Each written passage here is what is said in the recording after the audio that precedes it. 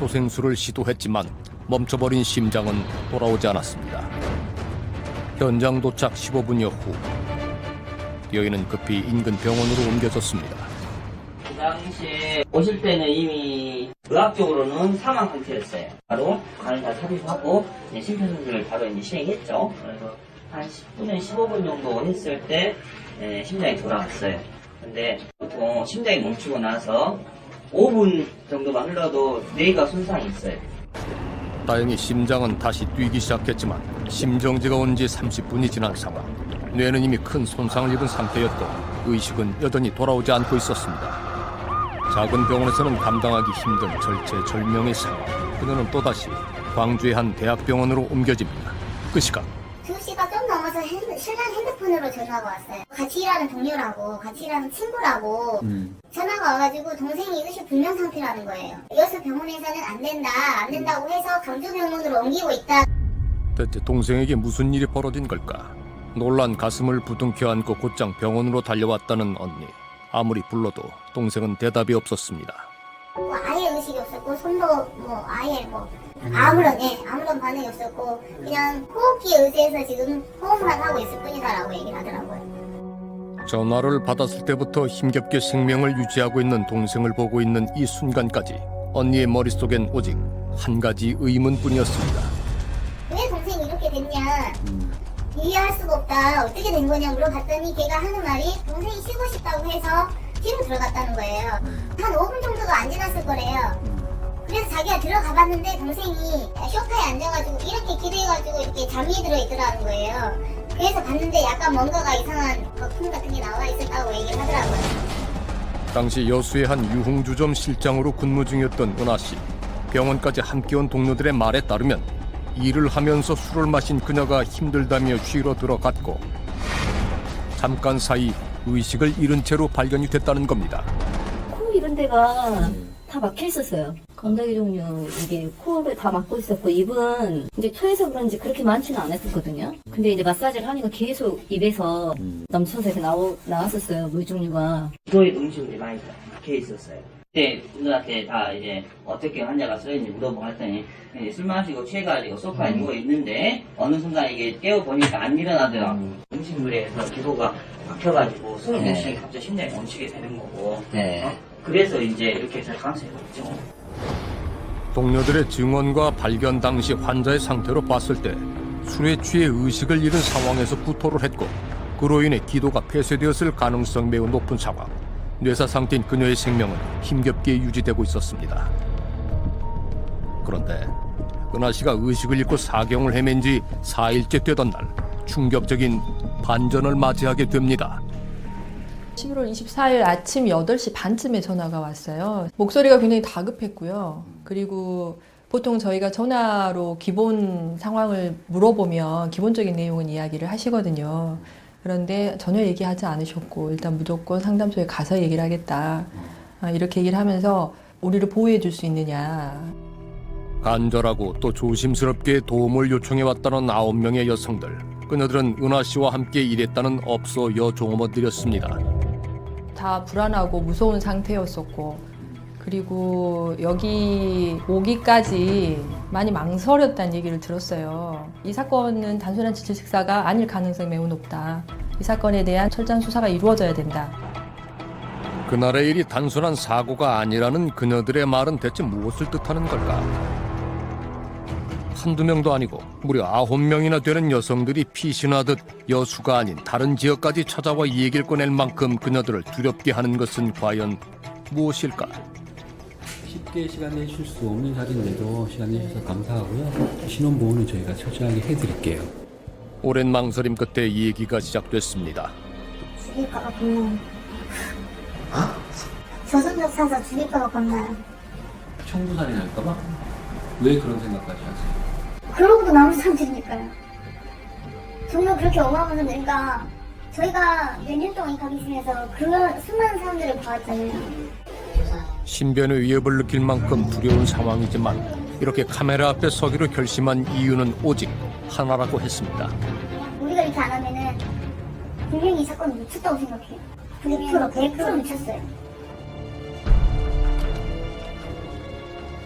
그날 밤 한 여인에게 짙게 들이운 죽음의 비밀은 그렇게 우리 앞에 조심스럽게 모습을 드러냈습니다. 구급대원이 쓰러져 있던 은하 씨를 확인한 곳은 바로 이 백일호입니다. 이곳에는 그녀가 의식을 잃고 쓰러져 있는 것을 목격했다는 이들이 있었습니다. 바로 이 유흥주점의 총 관리를 맡고 있는 여전무 김 씨, 그리고 여종업원과 손님들을 관리하는 3명의 여실장, 2명의 남자 종업원이었습니다.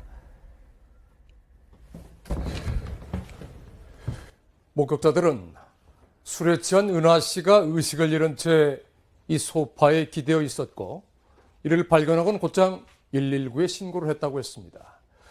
이곳에서 의식을 잃은 은하 씨는 끝내 눈을 뜨지 못하고 사건 발생 21일 만인 지난해 12월 10일 운명을 달리했습니다. 여기까지로만 봐서는 그저 안타까운 사고의 현장으로 보이고 또 이를 뒷받침하는 목격자들의 증언도 있었습니다.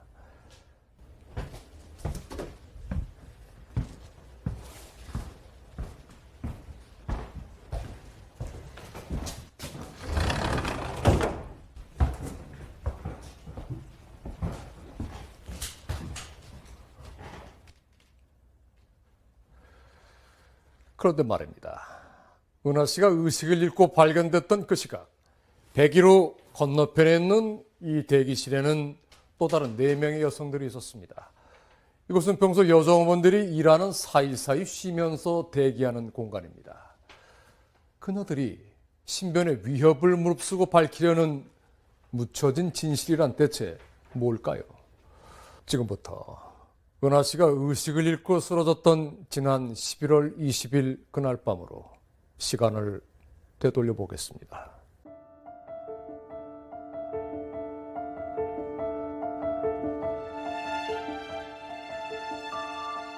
주점에 치킨이 배달된 것은 밤 11시 30분경이었다고 합니다.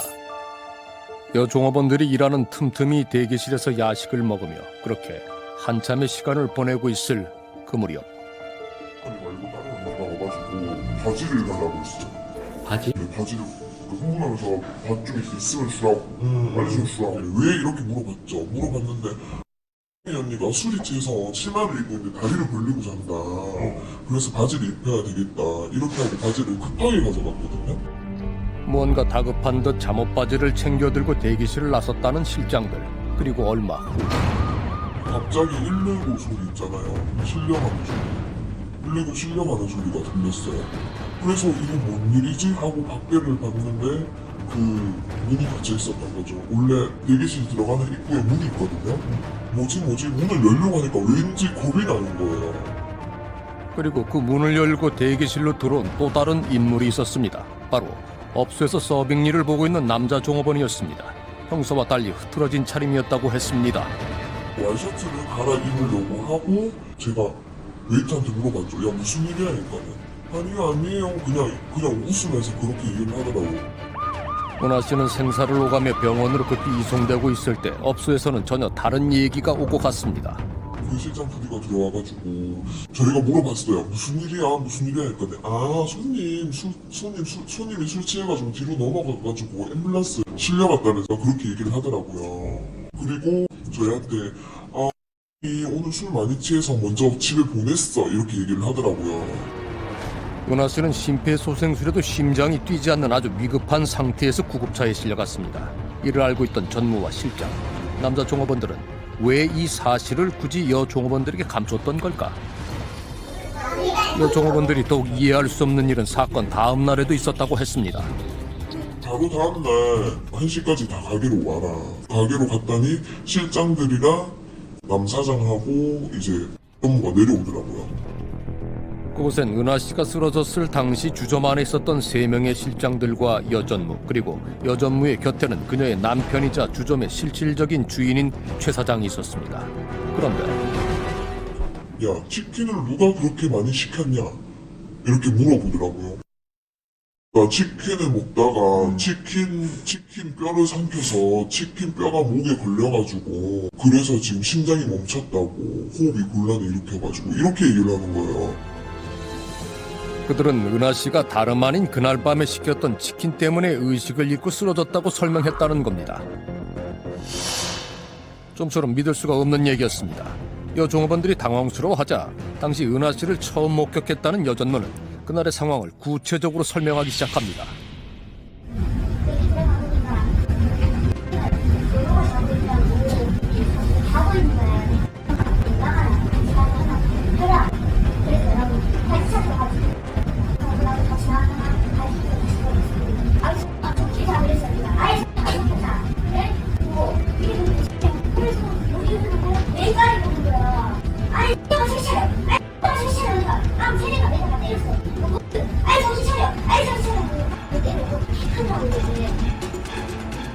그 즉시 119에 신고를 했고 구급차가 올 동안 남자 종업원이 심폐소생술까지 시도했다는 겁니다. 웨이터 한 명이 그 간호 학과 나왔는데 심폐소생술하고 했는데 닭뼈랑 무가 나왔대요. 네, 치킨 무랑 닭뼈가 나왔대요. 그들의 말은 과연 사실일까? 당시 출동대원은 현장을 이렇게 기억하고 있을까? 환자는 그 당시 바닥에 누워 있었고 그 종업원들 남자 종업원 같은데 뭔가 응급처치 같이 한다고 저는 좀 하고 있었던 것 같아요. 그렇다면 아마도 현장에서 은하 씨의 목에 걸려 있었다던 닭뼈와 무도 함께 확인이 됐을 겁니다. 그런데 저희가 현장 가서 치킨에 대한 것은 전혀 느끼지 못했어요. 치킨을 먹었다면 치킨 냄새도 나야 될 것이고 아무리 구조를 다 했다 해도 어느 정도는 남아있을 건데 그런 것도 없었고 단지 거기서 이야기하기는 술을 좀 많이 먹었고 또 토했다 그 이야기를 그 종업원들이 이야기를 했었어요. 그렇다면 은하 씨가 첫 번째로 실려가 응급조치를 받았던 병원에서는 어떨까? 그냥 일반적인 구토 토사물로 추정이 돼요. 토사물로 우리 아예 음식물이 뭐 소화가 안 돼, 뭐 이렇게 뭐 당근이 들어있거나 뭐 이렇게 사과가 들어있거나 이렇게 소화 안 된 그런 음식물이 아니라 다 소화돼가지고 토했을 때 나온 음식물 그런 거 같은 게 음식물이 차 있었어요. 은하 씨의 상태를 최초로 확인했던 119 구급대원도 첫 번째 병원의 응급실 의사도 치킨과 관련한 그 무엇도 설명으로 듣거나 눈으로 확인한 바가 없었다는 겁니다. 이 병원에서는 기도가 폐쇄돼가지고 거기 있고 폐쇄가 됐다고 그 항목이 다 있어요. 이들은 왜 은하 씨가 의식을 잃은 이유가 치킨이 목에 걸려 기도를 막았기 때문이라고 계속 주장하고 있는 것입니다. 그렇다면 혹시 은하 씨의 기도를 막고 있었던 토사물들이 그녀가 의식을 잃은 결정적인 원인이었던 걸까? 우린 법의학자와 함께 당시 진료 기록을 다시 한번 자세히 살펴보기로 했습니다. 사인과 무관하게 심폐소생술을 한 사람들, 이런 분들은 위내용물이 기도까지 넘어가는 경우도 흔히 있어요. 그래서 그것은 의민 해석을 둬서는 안 된다. 이게 우리 법의학자들이 흔히 얘기하는 얘기입니다. 기도에 음식물이 차는 경우는 질식을 유발하기도 하지만 의식을 잃은 후나 심폐소생술 과정에서도 충분히 일어날 수 있는 일이라는 겁니다. 최초 운반한 사람, 후송한 사람들의 의견을 먼저 가장 긴급한 게 뭔가를 판단해야 되기 때문에 그 사람들의 어떤 진술을 많이 의존할 수밖에 없죠. 심정지와 같은 위급 상황에서는 구급대원도 응급실 의사도 환자와 함께 있던 이들의 진술에 의존할 수밖에 없는데 그 과정에서 놓치는 부분이 있을 수 있다는 겁니다. 이분은 어떤 형태로든 숨이 안 쉬어지는 과정이 있어서 뇌에 저산소성 뇌손상을 받은 것 같아요. 최초에 병원에 올 때. 그런 상태에서 이제 물론 응급 심폐소생술을 해서 기계 호흡이나 해서 호흡을 돌려놨지만 심장도 그런 상태에서 저산소성 뇌손상을 받은 뇌가 서서히 2차적 변화가 오면서 뇌사에 빠진 거죠. 그럼 최초에 왜 숨을 먹게 됐을까? 이것이 가장 주안점인데. 가장 먼저 전무와 실장들이 전한 은하 씨의 상태는 술에 많이 취해 있었다는 것이었습니다. 이는 사실일까? 술이 취해서 잔다고 얘기했는데 그날 언니가 술을 많이 안 먹었어요. 그날 진짜 테이블에 잘 들어오지도 않았으니까 술도 거의 안 먹었을 거란 말이에요. 여종업원들은 그날 의식을 잃고 쓰러져 있는 은하 씨를 목격했다는 이들이 그녀의 죽음을 둘러싼 사건을 사고로 둔갑시키려 하고 있다고 말합니다. 욕하는 소리만 들리는데 뭐 죽이려나 이런 소리만 들리는 거예요. 때리면서. 이 정도로 그 소리는 야, 손으로 때려야지 나오는 소리예요. 그날 밤 주저만을 가득 채운 섬뜩한 소리와 함께 욕설을 퍼붓던 목소리의 주인공은 여전무였다고 했습니다. 이렇게 때리는 소리가 들렸는데 그 소리의 장소로 생각됐던 곳이 어디예요? 여기 사무실. 여기죠. 여기 사무실? 근데 문이 다 열려 있어서 여기도 열려 있고 다 열려 있어서 같이 있거든요. 열린 문으로 들려오던 누군가를 때리고 욕하는 소리는 여종업원들이 쉬고 있던 대기실 바로 맞은편 사무실에서 들려왔다고 했습니다.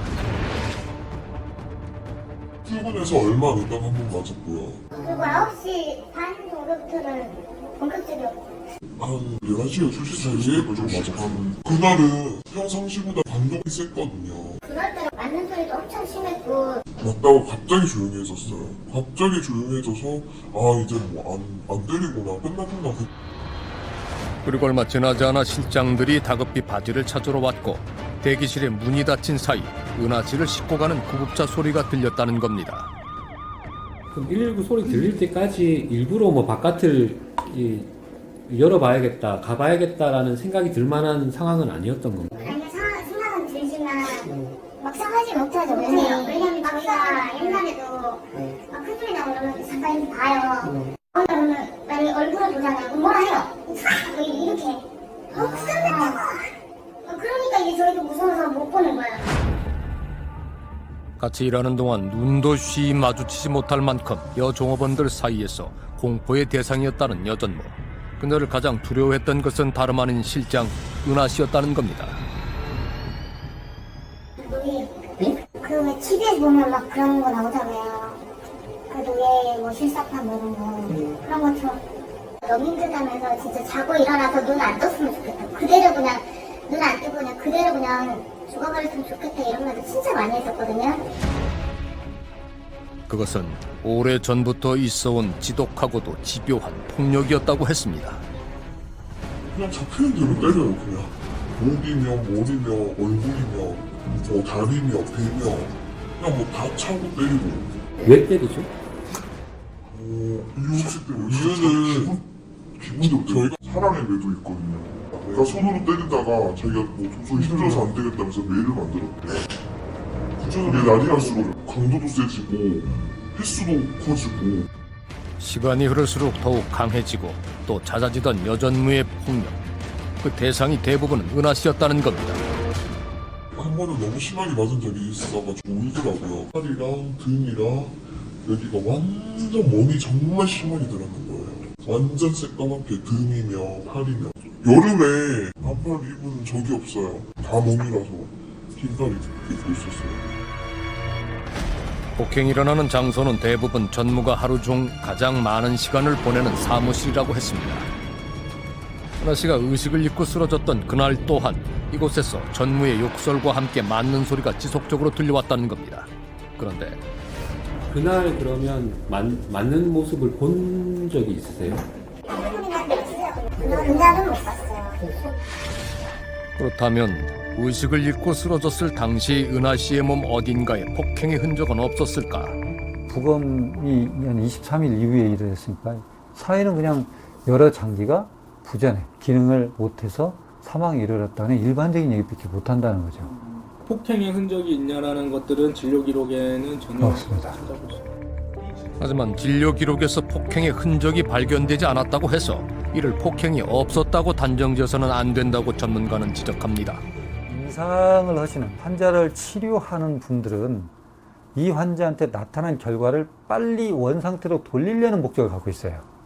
이게 왜 발생했는가에 대한 해석보다도 수술을 해야 되는지 처치를 해야 되는지 이런 쪽이기 때문에 이분이 사후에 또는 생존하더라도 그 당시 어떤 몽이 어떤 형태였고 이것을 주의 깊게 못 보는 경향들이 있어요.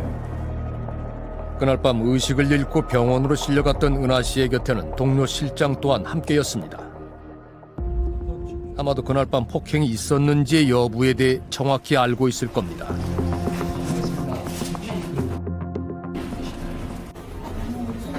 예? 아, 저희가 SBS에서 나오는 시즌인데요. 그 사망권 때문에 저희가 좀 취재를 좀 하고 있는데 저는 안 할래요. 예? 안 할래요. 그날 있었던 상황에 대해서만 좀 말씀 좀 해주시면 안 될까요? 저는 다 말했어요. 씨들은 지금 그날 뭐 폭행이 있었다고 얘기를 하고 있거든요. 전혀 그런 거 없었어요. 제가 본 거에는 전혀 그런 거 없었어요. 할말 없어요. 할말 없어요.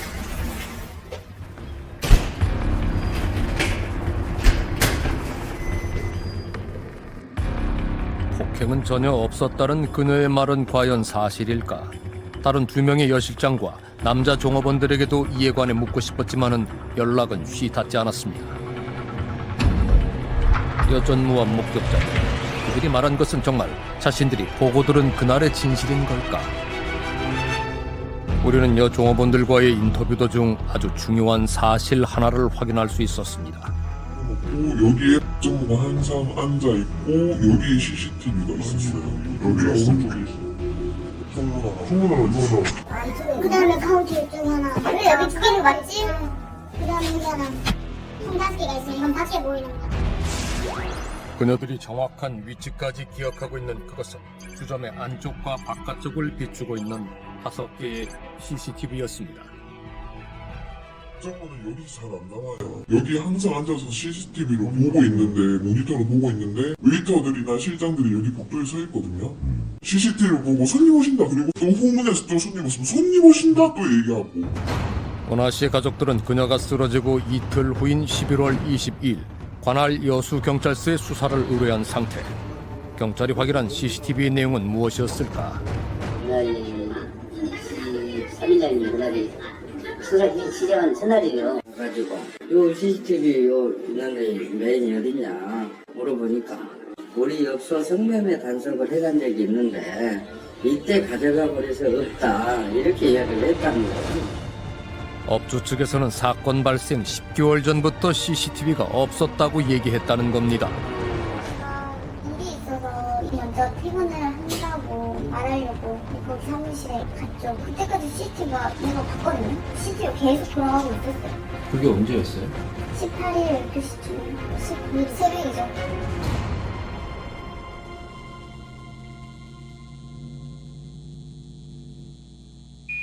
스물네 시간 주점 내의 일거수일투족을 감시하고 기록하는 진실의 눈. 사건의 결정적인 목격자가 등장하는 순간입니다.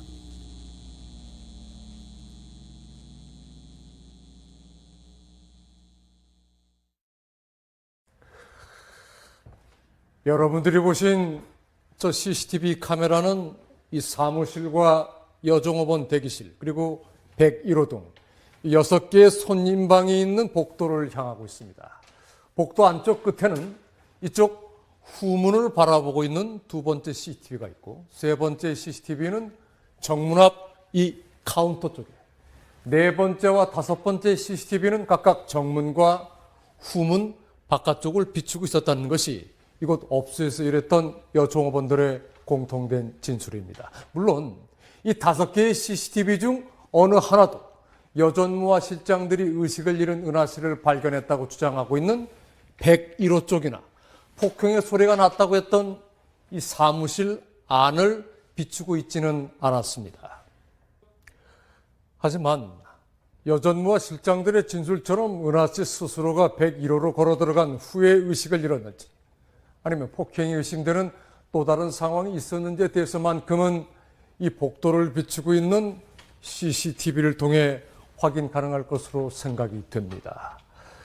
그날 밤 은하 씨를 뇌사에 빠뜨린 원인이 단순 사고였는지 아니면 폭행인 것인지를 판단하는 데서 그야말로 결정적인 증거인 셈입니다.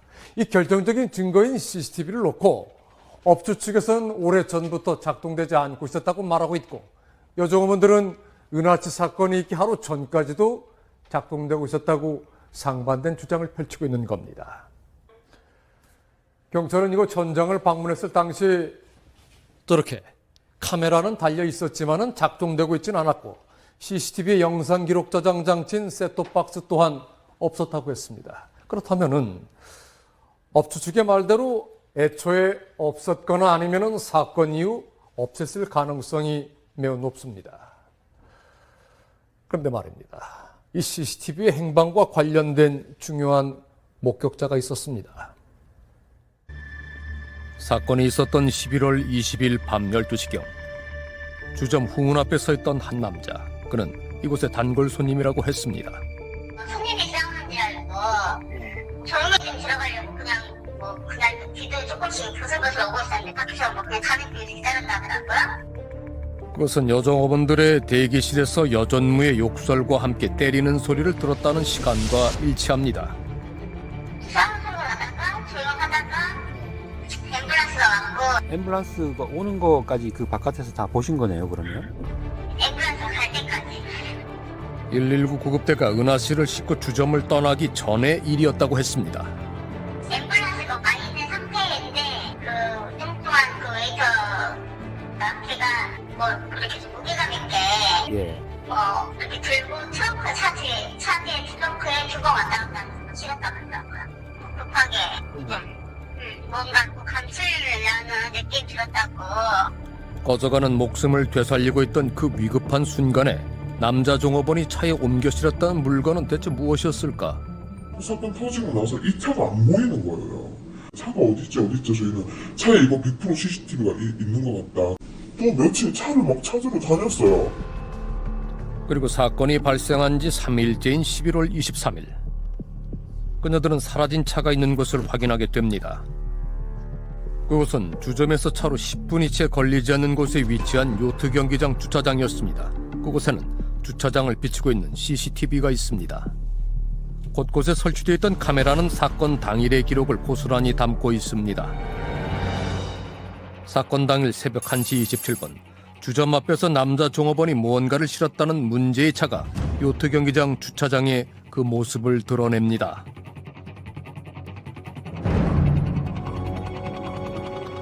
어디에 주차할지 잠시 망설이던 차는 한켠에 자리를 잡습니다. 주차를 마친 후 운전석에서 나오는 남자. 그는 트렁크에 무언가를 실었다던 바로 그 종업원이었습니다. 119 구급대가 떠나기도 전에 차에 옮겨 싣고 또 구급대가 떠나자마자 다른 장소로 옮겨온 물건이 정말 주점 내에 있던 CCTV인 걸까? 언니 친언니한테 얘기를 했어요. 요트장에 그 안에 트렁크 안에 CCTV나 뭐 좀 증거 자료 같은 게 있을 것 같다. 여종업원들로부터 이 얘기를 전해들은 은하 씨의 친언니는 이를 관할 여수경찰서 측에 전달했다고 합니다. CCTV가 있긴 있어. 저기 있어요. 저기 있는데 저게 작동 안 되는 가짜야. 쉽게 진상 손님들 오면은 협박용이라. 당신 다 지키고 있어. 요거다 이거예요. 그럼 누가 그렇게 얘기를 해요?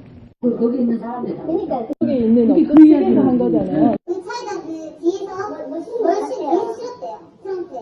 근데 그 전에 저희가 발견을 했어요. 근데 어딘지 안 된다. SM7 검은색. 어디까지 확인했어요? 어제 새벽에 확인했어요. 그렇게 드릴게요. 경찰이 이를 확인한 저녁 무렵 문제의 차는 다시 주점 근처에서 발견이 됩니다. 대체 어떻게 된 일일까?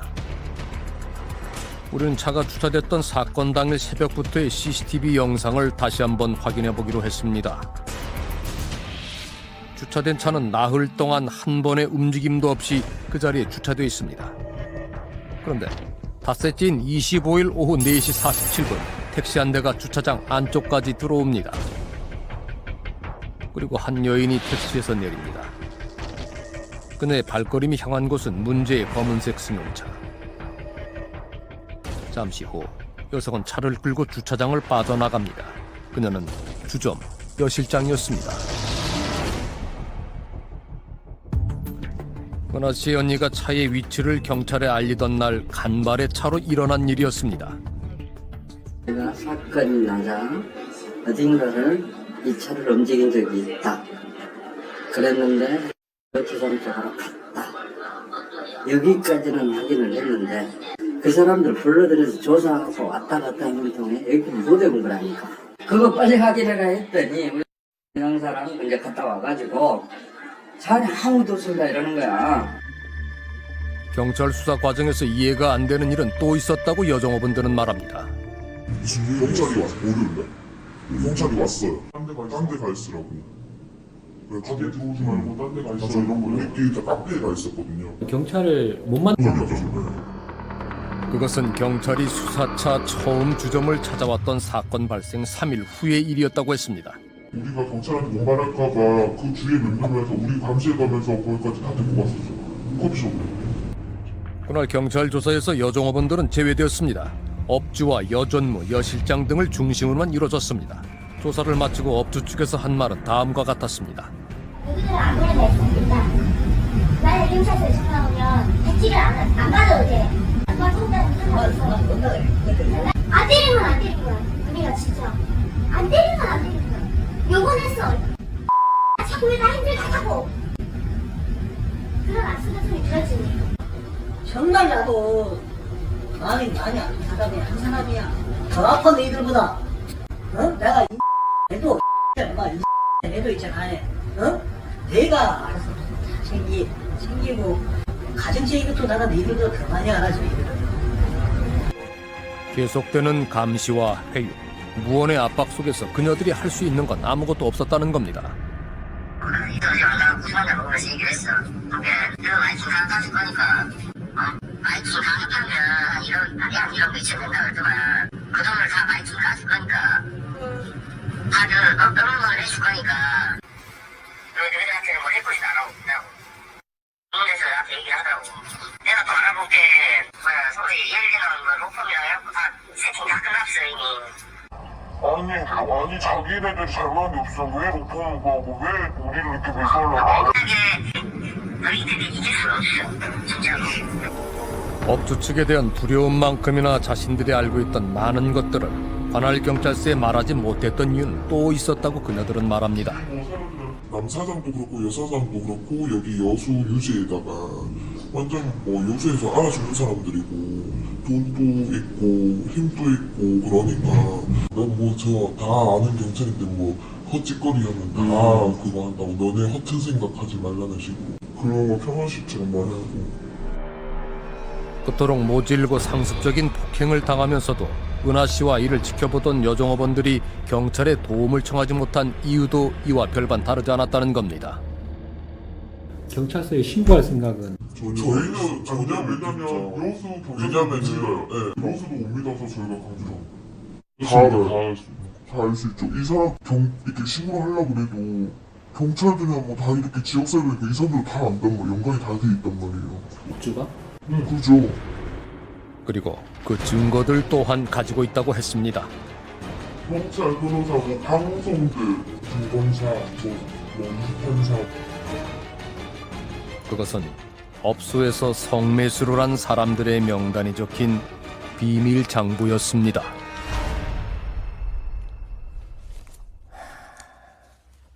이것이 바로 여종업원들이 일을 하면서 그간 유흥주점에 온 손님들을 빠짐없이 적었다는 일일 장부입니다. 이 장부 안에는 손님이 방문했던 날짜와 그들이 술을 먹었던 주점 내 방의 호수, 그리고 그들 사이에서 소위 2차라고 불리는 성매매 여부와 그에 따라 주고받은 금액이 손글씨로 아주 상세히 적혀 있습니다. 성매수자에 대해 신체적인 특징, 실명, 직업, 전화번호 등이 기록이 되어 있습니다. 더욱 충격적인 건 이 안에 기록되어 있는 성매수자 중에 경찰과 시청 공무원, 도의원의 심지어는 판사라고 적힌 다수의 공직자들이 포함되어 있다는 사실입니다. 불법 성매매를 단속하고 처벌해야 할 주체들인 경찰, 시청 공무원이 자신의 신분을 드러낸 채 유흥주점을 드나들고 성매수를 일삼아왔다. 이는 대체 뭘 의미하는 걸까요? 9명의 여종업원들을 보호하고 있는 여성단체 측에서는 이 장부 일체를 관할 여수경찰서가 아닌 상급기관인 전남지방경찰청에 제출을 했습니다. 은하 씨 죽음의 진실과 더불어 이 성매수자들에 대해서도 명명백백하게 밝혀달라는 뜻에서였습니다. 누구보다도 가까이서 그 현장을 목격했을 사람들, 그녀들의 얘기를 좀 더 자세히 들어봐야겠습니다.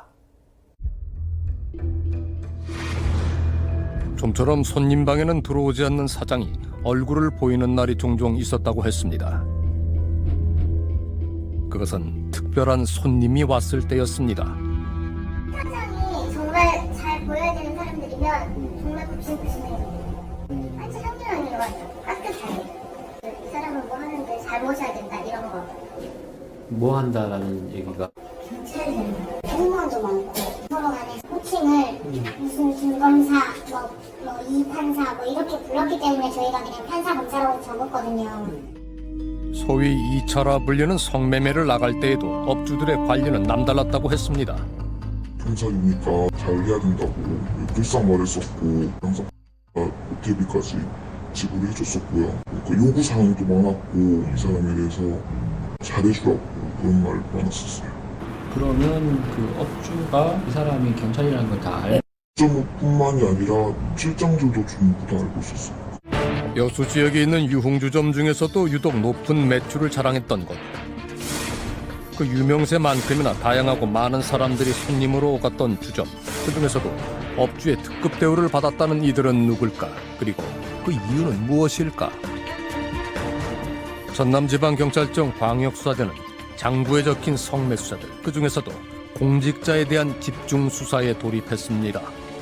장부를 보면 저희는 어떻게 적냐면 같이 들어간 호수를 적고요. 그리고 입찰이 갔냐 안 갔냐 그걸 적고 같이 들어간 아가씨 이름을 적고 손님에 대한 그 특징을 적어요.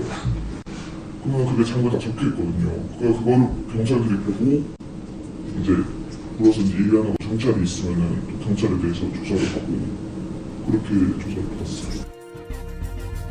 그런데 장부에 대한 수사가 시작된 지 얼마 되지 않아 누구도 예상치 못했던 충격적인 상황이 벌어집니다.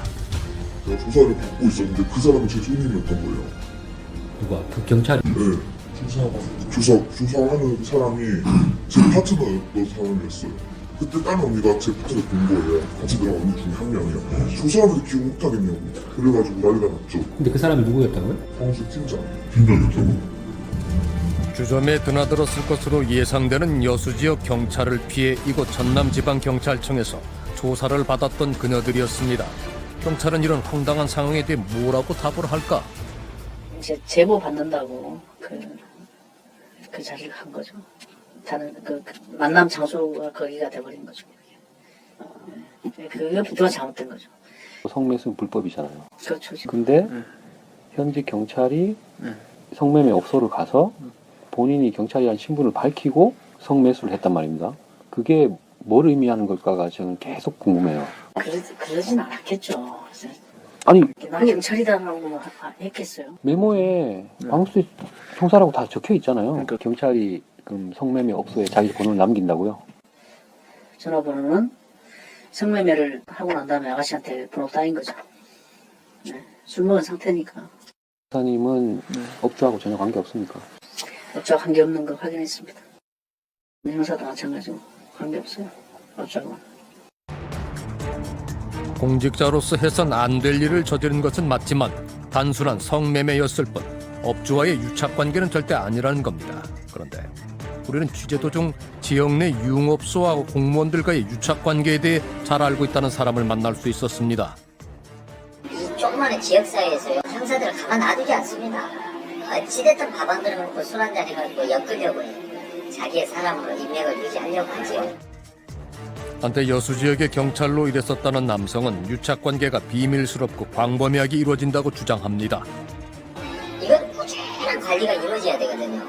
꾸준한 관리라면 명절은 기본이고 현금으로 인상하고 그리고 뭐 선물은 당연한 거고 그리고 이제 평소에 이제 밥 먹고 술 한잔 하고 싶으면 와서 술 한잔 하고.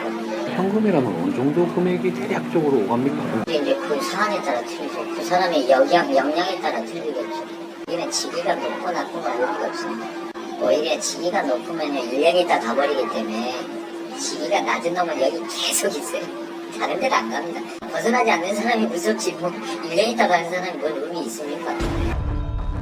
그리고 한참을 얘기하던 그의 입에서 한 특정 경찰관의 이름이 나옵니다. 특정이라고. 아주 알싸움이고 친구이고 다. 뭐 10년 전부터 지가 강력계 형사를 할 때부터 뭐 친구로 이렇게 지냈다는데 그 유명한 놈인가 저놈. 여수 지역의 현직 경찰인 정 씨. 그는 이번 은하씨 사건이 일어난 유흥주점의 사장과 두터운 친분이 있다고 했습니다. 취재 과정에서 만난 지역사회의 공무원으로부터도 그에 관한 얘기를 들을 수 있었습니다. 뭐 아주 절친이에요, 절친. 둘이 붙어 다닌다고 생각하면 돼요. 이거는 소문입니까? 아니면 확인된 사실입니까? 확인된 사실이니까 제가 얘기하겠죠. 그건 뭐 누구나 다 아는 사실이니까. 그게 우리 지역사회 다 아는 사실인데. 이 지역 사람이라면 모르는 이가 없을 정도로 공공연한 관계에 있다는 현직 경찰 정 씨와 업주. 그런데 그는 이번 은하씨 사건과 관련한 묘한 얘기 하나를 꺼냅니다. 이렇게 해요, 저렇게 해라. 그러니까 수사가 어떻게 들어간다는 방향 지시를 해준 거죠. 그리고 이렇게 대처해라. 업주가 사건 초기 경찰 수사에 대처하는 데 있어 누군가의 코치를 받았고 그것이 현직 경찰 정 씨라는 얘기가 공공연히 떠돌고 있다는 겁니다. 대체 어떻게 된 일일까? 우리는 초기 수사를 담당했던 여수경찰서 측의 이에 관해 직접 물어보기로 했습니다. 그런데 3일장이 그날이 수사 시작한 첫날이에요. 요새는 제가 전화가 오면서 입장인데 어떻게 되냐 그 사건이 하고 있다라는 내용이 통화가 있었거든요. 수사가 본격적으로 시작되던 첫날 정 씨 측에서 수사 담당 팀장에게 전화를 걸어 사건에 관해 물어왔다는 겁니다. 전화는 3일 후 다시 걸려왔다고 했습니다. 전화가 와가지고 뭐 별일 있습니까라고 물어봐. 별일 있습니까라고. 그래서 아니 뭔 일 없는데 자꾸 왜 전화를 하냐. 전화하지 마라. 어제 밝힌 것도 없고 수사 중이니까 전화하지 마라. 네 개인 오해받는다 나오고 오해받는다 전화하지 마라. 좀 친분이 있으셨던. 우리 직원이니까요. 26년 가까이 된 사람이란 말이에요. 여수에서만 근무했는데 모를 사람이 내가 다 알지. 성매매 장부와 더불어 은하씨 사망 사건을 조사 중인 전남지방경찰청 측에서는 이 사실에 대해 알고 있을까? 제가 계좌 추적하고 예. 휴대폰을 뺏었어요. 압수영장 발부받아가지고. 업주와의 관계 네. 연관성은 연관성 확인하기 위해서 전혀 없습니다. 이게 뭐냐면 고향 동네에서 예를 들어서 내 친구 또래고 같이 컸어요. 알고 있어. 어렸을 때부터. 네. 그런 사이로 보시면 되죠. 그러면 누구 때문에 전화를 했다는 거예요? 때문에 전화했다는 얘기입니까? 그 부분은 저희가 이제 수사적으로 활송하는 아니에요. 네, 그냥 감찰에서 조사하고 있잖아요. 수사적으로 문제가 없어요. 이 사건에 관여했다 내지는 일정 부분 이렇게 정보 제공을 했다라는 흔적 자체가 하나도 안 보인다는 얘기예요. 그는 왜 사건 담당 형사에게 수차례 전화를 걸어 진행 상황에 대해 물었던 걸까? 네. 우린 그를 직접 만나 이에 대해 물었습니다. 업주 씨하고 유착 의혹을 받고 계신 거잖아요. 그러니까 그것들은 저는 이해가 어렵습니다. 솔직히 다들하고 이제 우리 이제 여수 살다 보니까 아는 처지는 맞아요. 다 여기 다 고향 아닙니까? 제 고향이야. 진짜로 왜 저는 전화 2통 받은 거 가지고 이렇게까지 몰고 가고 또 뭐 뇌물수수하고 연관이 알지도 모르는 사건에 갖다 넣어놓고. 업주와 고향 사람으로 알고 지낼 뿐 이번 사건은 물론이고 그 어떤 부적절한 관계도 맺은 적이 없다는 겁니다. 전화는 왜 하신 거예요? 왜 했냐면 그래서 이제 저도 깜짝 제가 직접 전화 받은 것도 아니고 이게 뭐 그냥 가만히 있어. 괜히 해봤자 그냥 걔 막 말 의혹만 계속 생기니까. 수사팀에 전화하신 건 맞잖아요. 수사팀에 전화한 건 아니고요. 누군지 뭡니까 조사 내용 다 있으면 직접 해명을 좀 해주셔야 될 것 같은데 이 부분은요. 그러니까 전화 거신 이유는 뭡니까? 저는 그만하겠습니다. 끝내 명확한 답을 들을 수 없었습니다. 9명의 여성들은 은하 씨의 죽음이 너무도 안타까운 이유가 또 있다고 했습니다. 이 유흥주점은 이미 다른 성매매 사건에 연루되어 경찰 수사를 받은 적이 있다고 했습니다. 14년 8월 말쯤에 왔어요, 그 사람이. 그 사람이 발렌타인만 먹어가지고 발렌인가 보다. 하루가 멀다 하고 주점을 찾아와 고급 양주를 마시는 남자. 그는 한마디로 VVIP였다고 했습니다. 1,000만 이상 무조건 썼죠. 기본으로 1,000만 이상은 쓰고 많이 쓴다면 한 2,300, 400 이렇게까지 쓴다고 들었거든요. 하루에 도시락이라고 있어요. 이 아가씨를 하루를 돈을 지불하는 거죠. 이 가게에다가. 그게 하루 끊어주는 비용이 800만 원이었어요. 그야말로 돈을 물수도 했다는 그는 자신을 돈 많은 집안의 자제 정도로 얘기해왔다는 겁니다. 그런데 한 농협 직원이 허위 서류를 작성해서 21억 원을 횡령했다가 경찰에 붙잡혔습니다. 이렇게 빼돌린 돈은 대부분 유흥비로 탕진했는데 그는 재벌이 아닌 인근 지역의 농협 직원이었던 겁니다. 총 21억여 원의 회사 돈을 횡령한 그가 이곳 유흥주점에 쓴 금액은 무려 10억여 원에 달했습니다. 횡령 사건을 수사하던 관할 경찰서 측에서 가장 많은 돈을 썼던 이 유흥주점에 대해서도 수사를 진행했고 성매매 사실까지도 확인이 된 겁니다. 1월 4일부터 한 10일까지는 21억에 대한 사건을 수사를 했고 그러다 보니까 이제 성매매 나와서 그 다음부터는 성매매 1에 들어가면 보고인데 하지만 성매매 관련해서는 단 한 건만 인정되어 재판부는 지난 2015년 12월 30일 주점 사장과 여전무에게 성매매 알선 등에 관한 법률 위반으로 징역 6월, 집행유예 2년을 각각 선고했습니다. 성매매로 적발된 업소의 경우 형사처벌과 함께 행정처분이 이루어집니다. 그런데 하동경찰서에서 12월 3일자로 저희들한테 행정처분 의뢰가 왔었어요. 그래서 저희들이 12월 18일 날 행정처분 불가하라고 알려드렸어요. 그 이유는 영업조가 바뀌기 때문입니다. 다른 내용으로 행정처분 할 수 없다고 선고를 했습니다. 농협직원 성매수 사건이 마무리될 당시 관할경찰서 측에서 주점에 관한 행정처분을 의뢰했지만 이미 업주 측에서 명의를 변경해 놔서 영업정지 처분이 불가능했다는 겁니다. 새로운 업주는 여전무의 친오빠였습니다. 게다가 지금 2015년 11월 30일부터 이분 앞으로 명의가 바뀌었어요. 16년 1월 20일 날 경찰서에서 적발 통보가 왔고요. 저희들이 1월 26일 날 바로 그것도 지휘승계로 불가하다고 통보했습니다. 이번 은하치 사건이 일어났을 때에도 농협 직원 성매수 사건 때처럼 행정처분을 피하기 위해 일찍이 명의를 변경시켜 두었다는 겁니다. 어떻게 한 번도 아니고 두 번씩이나 이런 일이 가능할까? 명의 변경 같은 모두게끔 저희들이 나와놓고 적발 통보 오면 수사 결과가 왔을 때 저희들이 그에 따라서 처분이 일어난 거죠. 그러니까 이중의 방어를 갖고 있습니다. 근데 저희들이 그거를 인지를 못했을 때문에 저희들은 그 인지가 못한 상태니까 당연히 들어오면 해줄 수밖에 없어요. 예, 그런 부분이에요 사실.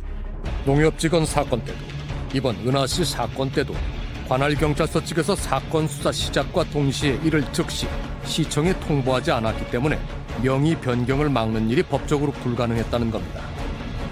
3년 기간 동안에 처음 걸렸으면은 1차 영업정지 3개월, 2차 또 위반됐을 때는 허가 취소나 폐쇄. 원래대로라면은 2015년 1월에 영업정지 3개월 그리고 이번 은하치 사건까지 더하면은 폐쇄가 되어야 하는 게 맞다는 겁니다.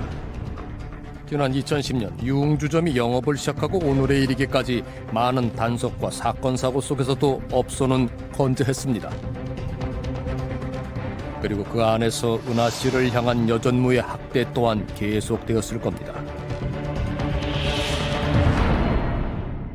아가씨들 앞에서 무릎 꿇어라 해가지고 무릎 꿇혀놓고 뭐 미안합니다, 죄송합니다, 사과하라고. 맞아준다면서 우리들 보는 앞에서 본보기로 엄청 때리고 도리어 농협 직원 성매수 사건 이후 은하 씨를 향한 업주 측의 폭력은 더욱 심해졌다고 여 종업원들은 말합니다.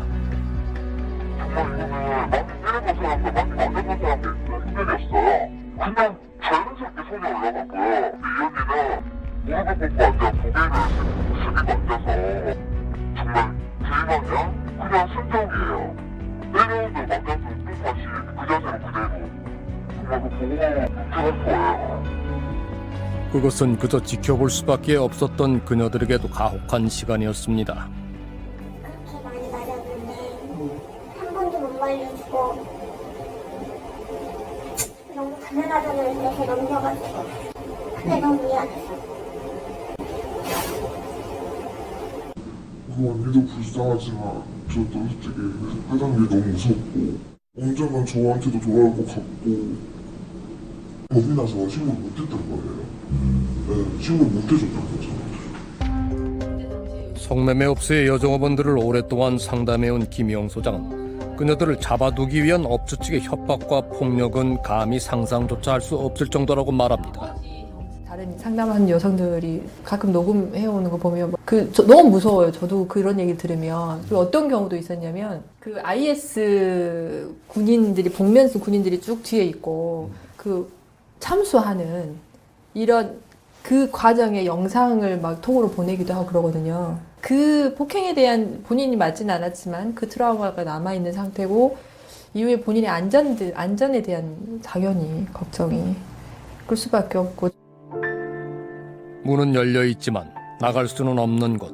그렇게 몸과 마음이 모두 갇힌 채 폭력에 멍들다 끝내 심장이 멈추고 나서야 벗어날 수 있었던 창살 없는 감옥. 그곳에서의 은하 씨의 진짜 마지막은 어떤 모습이었을까? 여천문은 현재 상습폭행 및 성매매 알선 등의 혐의로 재판을 앞두고 있는 상황.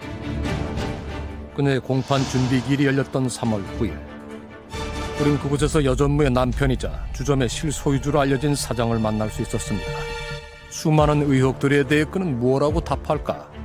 폭행이 있었다라는 얘기를 하는 거잖아요. 아니, 전혀 있었다고 하는데. 정말 그런 폭행이 없었다? 네, 말로만 들었다가, 본 사람이 없지. 사고 직후에 CCTV를 그걸 왜 고르신 거예요? 아니, 좀, 이것은 나중에. CCTV를 그때 사건 직후에 띄어서 가지고 나갔다. 그 차에. 싫어서 그런 적 전혀 없다니까. 이제 그것도 이제 증인들한테 물어보십시오. 법정에서 직접 증인들 왔을 때 그때 이야기를 들으신 것이 최고의 SBS에서 원하는 것이 나오고.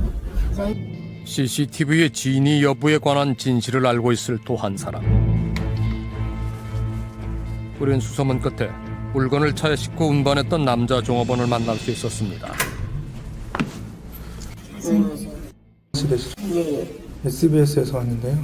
아, 그냥 가십시오. 저 뭐 더 이상 할 말도 없고. 그 업주한테 맞았다? 하라고 얘기하는 그런 사실은 없습니다. 보신 적도 없으세요? 예, 전혀 본 적도 없습니다. 그 전에는? 그 전에도 전혀 본 적 없습니다.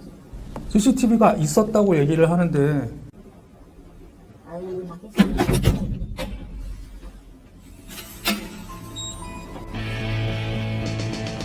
분명 은하 씨 혼자 의식을 잃고 쓰러져 있었고 그녀를 살리기 위해 119에 신고를 했고 그 사이 심폐소생술까지 했다던 이들이었습니다.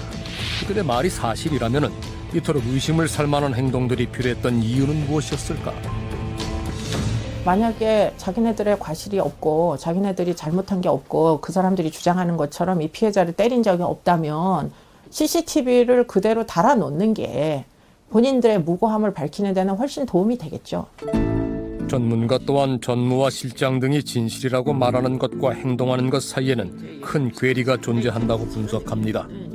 CCTV에 잡힌 장면이 지금 이 6명의 진술과 일치하지 않기 때문에 옮겼을 가능성이 높아 보이고, 그리고는 그 의식 불명 상태에 상당 부분 이 6명 중에 일부가 책임이 있으니까 그 책임이 있다는 사실이 CCTV에 증거로서 잡혀 있다는 것을 누구보다 잘 알기 때문에, 그렇기 때문에 CCTV를 제거해야 될 필요성을 느껴서 119가 도착하기 전에 CCTV를 제거한 것이 아닌가, 이런 생각을 지우기가 어렵죠.